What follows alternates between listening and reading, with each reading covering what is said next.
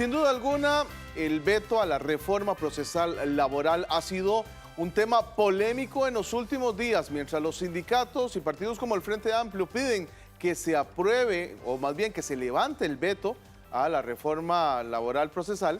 Más bien, los empresarios piden que no se levante. Por eso es que esta noche hemos invitado al señor ministro de Trabajo, don Víctor Morales, para que nos comente a profundidad sobre este tema. Don Víctor, gracias por estar con nosotros. No, a usted las gracias, don José Mario, con mucho gusto. Don Víctor, antes de empezar a conversar sobre este tema, pues hemos también preparado la siguiente nota, en donde algunos diputados aseguran que van a plantear incluso un recurso de inconstitucionalidad contra la intención del presidente de posiblemente levantar el veto. Fracciones legislativas planean acudir a la Sala Constitucional si Luis Guillermo Solís, presidente de la República, decide levantar el veto al proyecto de reforma procesal laboral. Según Juan Luis Jiménez Zúcar, jefe de fracción del Partido de Liberación Nacional, el mandatario no tiene la potestad constitucional para levantar un veto. Nosotros somos del convencimiento de que el levantamiento del veto es un acto inconstitucional del señor presidente de la República, pero más allá, nosotros somos de la tesis y por eso nos hemos opuesto a dar los votos para la prórroga del plazo cuatrinal, porque consideramos que no podemos darle vida a una situación que fue una negociación política entre el Frente Amplio, el gobierno y el Partido Acción Ciudadana, y de esa negociación lo único público que tenemos es que el señor presidente Henry Mora fue producto de esa negociación. Por su parte, Emilia Molina, jefa de la bancada de Acción Ciudadana, informó que al no llegar a un acuerdo con la fracción del PLN, el presidente Solís adelantó su regreso para esta noche, esto con el fin de decidir el futuro del proyecto de reforma procesal laboral. Sí, el presidente efectivamente adelantó su viaje a hoy por la noche, lo hemos mantenido informado a través del ministro de la Presidencia de las negociaciones y de lo que hemos estado haciendo, y ya la decisión de si se levanta el veto o no corresponde al presidente, pero bueno, nosotros le hemos dado información al presidente, hemos acompañado este proceso y esperaríamos la decisión que él tome en las próximas horas, probablemente el día de mañana. ¿Cree usted que sí sea la ruta que se pueda seguir al no llegar a los 38 votos? Pues nosotros sí tenemos una preocupación en el sentido de que si no se logró la moción de plazo cuatrinal, el proyecto no pueda seguir en la corriente legislativa. Molina agregó que ellos en la Asamblea Legislativa continuarán impulsando el proyecto de ley consensuado con las bancadas del Partido Frente Amplio y Unidad Social Cristiana, con el fin de subsanar los errores que varios sectores han señalado a este proyecto, sobre todo el que tiene que ver con permitir huelgas en donde se prestan servicios básicos esenciales, como lo son los hospitales públicos. Bueno, ese es precisamente uno de los principales desacuerdos que tienen sectores como los empresarios. Ese de permitir la huelga en servicios públicos, así como la imposibilidad de contratar personal en el caso de que una huelga esté afectando precisamente servicios públicos. Pero bueno, ¿qué tan cierto hay sobre este tema y realmente por qué a nosotros nos tiene que interesar el proyecto de la reforma a la ley laboral, a la reforma procesal laboral? Don Víctor, muchas gracias. Y exactamente, hay precisamente problemas para poder contratar personal, se permite, se aumenta la cantidad de personas que vayan en servicios públicos a huelga.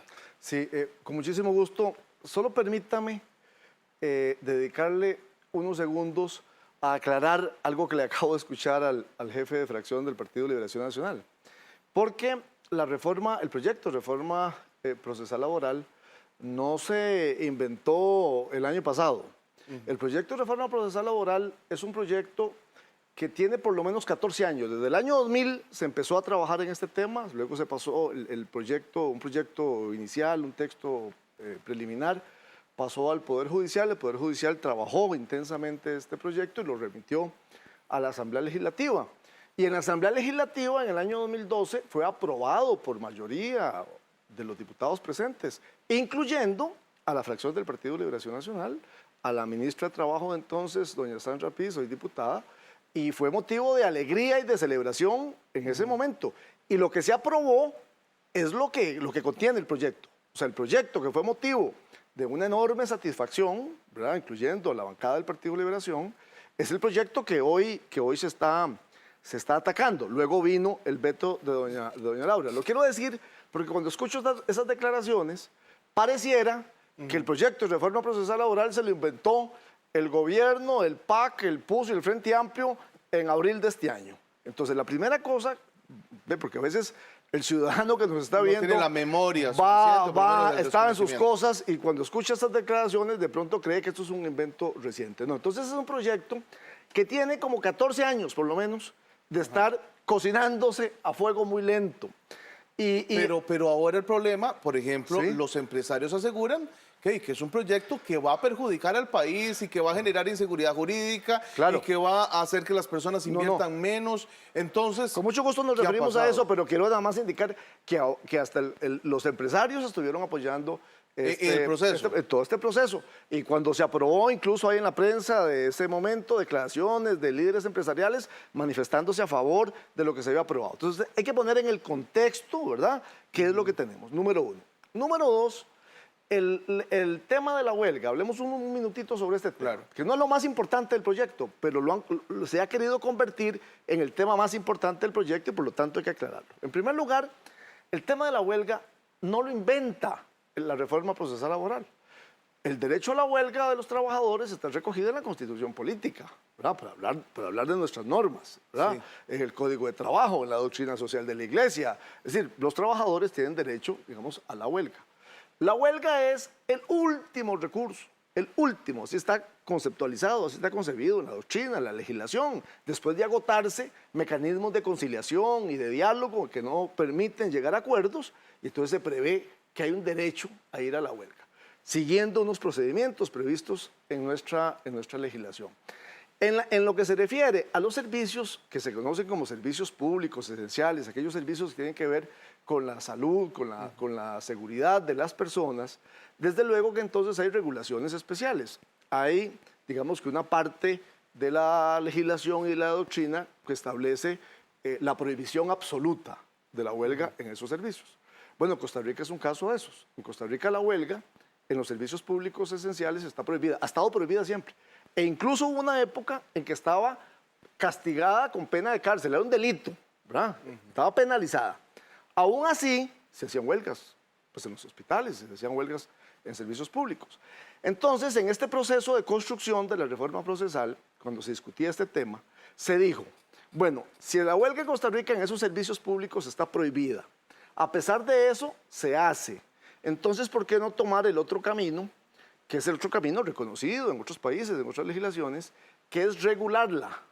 De manera que si va a haber una huelga en un servicio público esencial, en salud, deban los sindicatos de previo presentar una solicitud al patrono, un documento, donde se garantiza la prestación de unos servicios mínimos. Una especie de plan de emergencia. Plan de servicios mínimos. Hoy se hace la huelga y la persona que viene de Puriscal a una cita llegó al hospital y no la atendieron. Bueno, con esta propuesta se garantiza que hayan unos servicios mínimos. A esas personas hay que atenderlas, ¿verdad?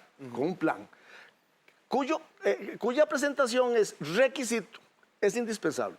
Si no se presenta, esa huelga es ilegal inmediatamente. Si el patrono inmediato no otorga ese permiso, se tiene que ir hasta un juez, a un juez de la República para que otorgue esa autorización, ¿verdad? Entonces el proyecto dijo, bueno, si están prohibidas y se hacen afectando a los ciudadanos, entonces mejor regulémoslas. Tan es así que hay un grupo de sindicatos que no les gusta este proyecto precisamente por eso, ¿verdad? Porque establece esta regulación. O sea, hay que pedir permiso. Entonces no es hacer la huelga y que se permita la huelga en servicios públicos sin ningún problema, No es así. como se ha dicho No es por así. parte de algunos empresarios. Como se ha y de algunas entendido, o sea, cámaras. es que se ha querido plantear que este es el proyecto de las huelgas, ¿verdad? Que es el proyecto de las huelgas.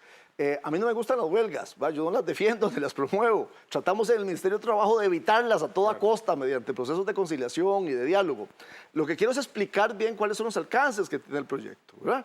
Entonces realmente existe ese procedimiento previo, un procedimiento que si no se cumple, entonces hay una declaratoria de ilegalidad de esa huelga con todas las consecuencias que tiene la declaratoria de ilegalidad. Entonces ese es un elemento que tiene que estar claro ahí, ¿verdad? Aún así, estando así en el proyecto, en los acuerdos que hicieron 3 fracciones legislativas del PAC, el Frente Amplio y la Unidad Social Cristiana, recogidos en un proyecto de ley que está en este momento en la corriente legislativa, todavía precisa muchísimo más todos estos procedimientos. Entonces, no se trata, para efectos de las personas que nos están escuchando, claro. no se trata de decir, no, es que hoy la huelga está prohibida y entonces no la pueden hacer, no la hacen. Y este proyecto lo que va a permitir es que esos que no pueden hacer huelgas las hagan cuando quieran y en las condiciones que quieran. Esas no son las alternativas. Las alternativas son, hoy está prohibida absolutamente y a pesar de eso la hacen, ¿verdad? Sí. Entonces, lo que se plantea es, hagamos una regulación para que si se va a hacer, tenga que pedirse una autorización para un servicio mínimo. Y en el caso de la no contratación de personal en tiempos de huelga, como en Habdeba, por ejemplo, Bueno, que el gobierno lo hizo y se ahorró un montón de dinero. Bueno, pero por eso precisamente tiene que haber garantizar la prestación de servicios mínimos.